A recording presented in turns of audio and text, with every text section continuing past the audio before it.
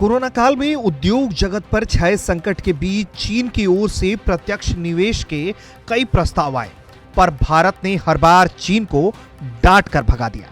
मतलब हालत ऐसी है कि दुत्कारने के बाद भी चीन मानने को राजी नहीं।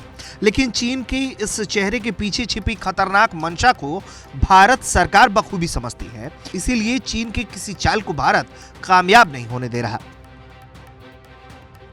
दरअसल चीन संकट में फंसी भारतीय कंपनियों को हथियाने की फिराक में लगातार निवेश की कोशिशें कर रहा है। आलम यह रहा कि बीते 8 महीने में ही चीन की तरफ से 13,000 करोड़ के प्रस्ताव आ चुके हैं।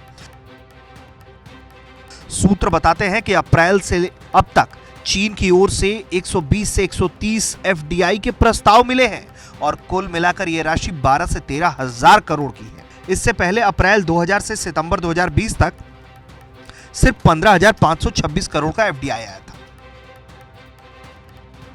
गनीमत रही कि सीमा पर चीन के साथ जारी तनाव के बीच आए इन प्रस्ताव से पहले ही भारत सरकार ने नया कानून पारित कर दिया।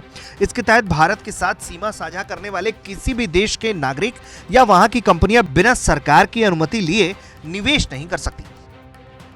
यही कारण रहा कि चीन को भारत के किसी भी क्षेत्र में प्रत्यक्ष निवेश करने से पहले सरकार के पास मंजूरी के लिए जाना पड़ा।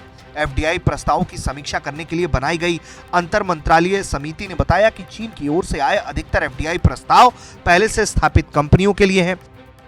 इससे साफ संकेत मिलता है कि चीन की मंशा महामारी और पूंजी संकट से जूझ रही और बंद होने की कगार पर पहुंची कंपनियों में निवेश कर अधिकार प्राप्त करने की है। हालांकि अप्रैल में department for promotion of industries and internal trade ने प्रेस नोट जारी कर ये नियम बना दिया था कि भारतीय सीमा से जुड़े देशों या उसके नागरिकों को किसी भी कंपनी या क्षेत्र में निवेश करने के लिए सरकार की पहले अनुमति लेनी होगी। इसका सीधा मकसद था कि घरेलू कंपनियों को विदेशी अधिकार में जाने से बचाया जा सके। सूत्रों के मुताबिक चीनी कंपनियों ने एफडीआई प्रस्ताव के अलावा सरकारी ठेकों में बोली लगाने के लिए भी पंजीकरण का आवेदन किया है। इन प्रस्तावों को मंजूरी के लिए गृह मंत्रालय के पास भेजा गया। हालांकि बहुस्तरीय संस्थानों से फंडिंग प्राप्त करने वाले प्रोजेक्ट में चीनी कंपनियों के बोली लगाने का कोई प्रतिबंध नहीं है। अगर सरकार के प्रोजेक्ट में बोली लगानी है तो पहले पंजीकरण कराना ही होगा। इसकी अनुमति केंद्र सरकार की ओर से ही दी जाएगी। वहीं वंदे भारत ट्रेन सेट बनाने में शामिल चीन की कंपनी को भी करारा झटका लगा है।